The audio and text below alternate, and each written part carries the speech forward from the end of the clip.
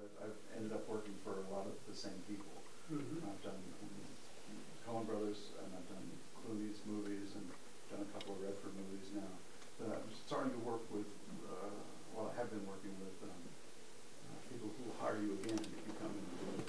Like the Judd Apatow Club. If you can crack a group of people, right, then you can find a continuity of work because they trust you. Right. And it's like, let's assemble a posse. We know this guy. Let's have him ride with us. You know. Yeah.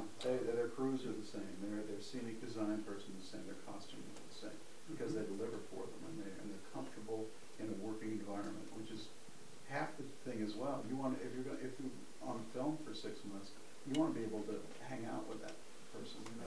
And don't be a jerk. Don't be a jerk. It really will screw you. It will. I mean, just being a decent human being doesn't hurt you in any way. You know, that's true in every single area. I mean, there was a girl in the acting company with us who was really fast tracking. She was out of Juilliard. She walked right into Agnes of God, which was a big show, and within 3 years she was out of business because she was so difficult and alienated so many people. And it was a sad thing to see because she was very, very talented. And I see her from time to time. She works for a stockbroker now. She doesn't. It's not in the business. It does not. Wayne said, and that's true all the way down the line. You know, I remember you guys have seen this too. Guesting on a sitcom, and you'd go in and you'd see these incredibly unhappy people doing a sitcom. You're thinking, how can you be that unhappy and make that much money? You know? I mean, you just think you got to find a way to, you know,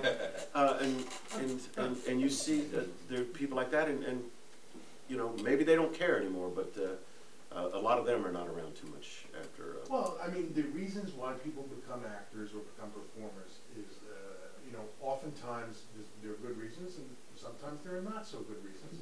There may be a hole that you're trying to spackle with being an actor. Best you fill that hole some other way. Be a whole person who wants to act, because it will come back and get you. I worked with someone who was terribly unhappy. That leads to addictions, that leads to all kinds of things, and then leads to control issues when you're on a set with them, and they want to micromanage and control things.